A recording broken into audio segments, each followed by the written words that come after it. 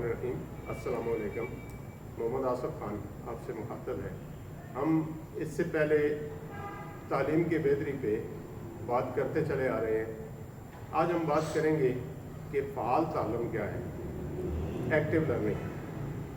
Active learning कहने में तो बड़ा आसान है, लेकिन इसका मकसद है कि बच्चे को इन्वॉल्व करना। अब बच्चे को इन्वॉल्व करने के लिए हमें इससे पहले खुद इन्वॉल्व होना पड़ता है, अच्छी तरह तैयारी करनी पड़ती है। उनके लिए भी एड्स तैयार करने होते हैं, फिर उन सब बच्चों को उसमें शामिल करना है।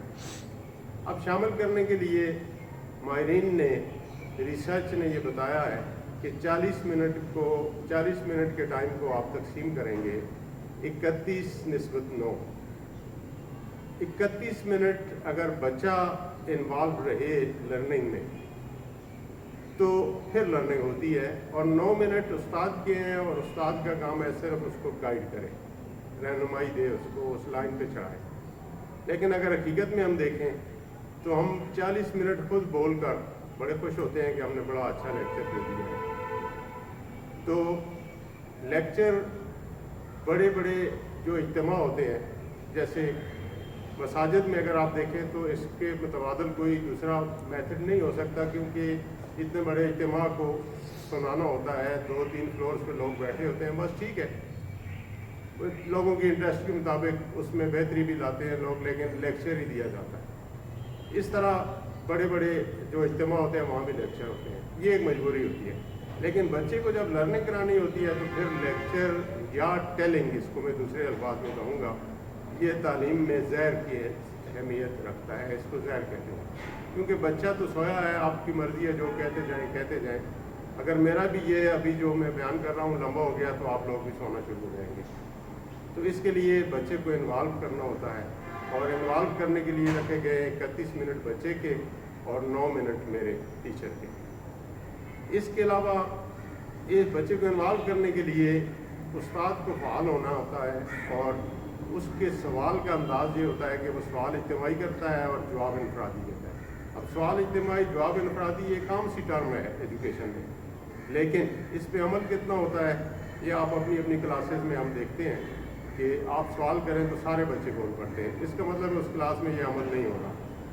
अमल होने के लिए जब आप सवाल करेंगे तो फिर बच्चों को सिखाएंगे कि जिस बच्चे को आता है वो हाथ खड़ा करे और बोलेगा नहीं, जिससे मैं पूछूंगा वो बताएगा।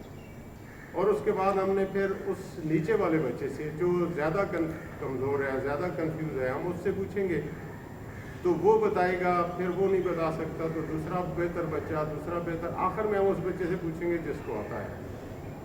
ये करके आप इसको 2-3 सवाल या 2-3 स्टेप आगे चल के फिर इसको रिपीट करें, तो आप देखेंगे कि वो सारे बच्चे जिनको नहीं आता था उनको आ गया, उनको वो सारा कम्प्रीहेंड हो गया।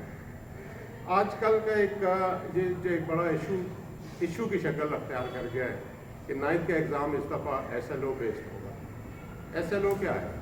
SLO बेसिकली वो स्पेसिफिक ऑब्जेक्टिव है, या ऑब्जेक्टिव हम इसको पहले कहते थे कि स्टूडेंट लर्निंग आउटकम, कि मेरी तदरीस के बाद बच्चे को क्या आना चाहिए, बच्चे को ये आ जाएगा। इससे पहले इम्तिहानात होते थे, उसमें मालूमात का जायज़ा लिया जाता था।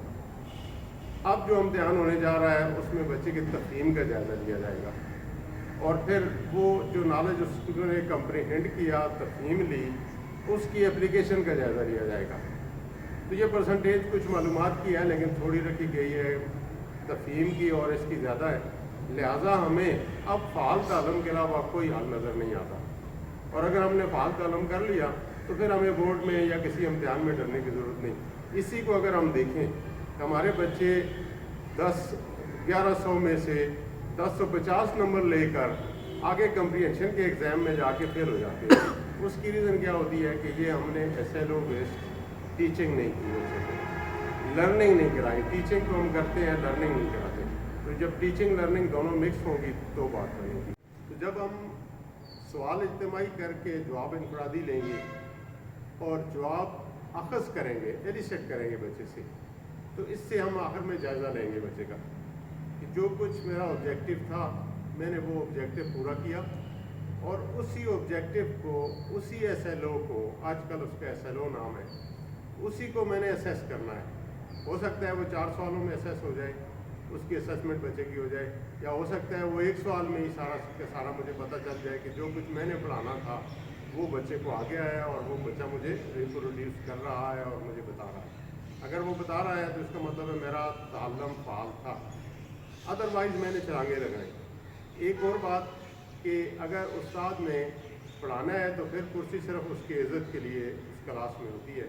वो फ़ाल तब ही रहेगा कि वो एक एक बच्चे पे नज़र रखेगा, आखिर से लेके शुरू तक सारे बच्चों को साथ लेके चलेगा, और जो उसने ऑब्जेक्टिव या SLO रखा उसकी अचीवमेंट को आखिर में असेस करेगा, वरना उसका ताल्लुम गैर फ़ाल होगा।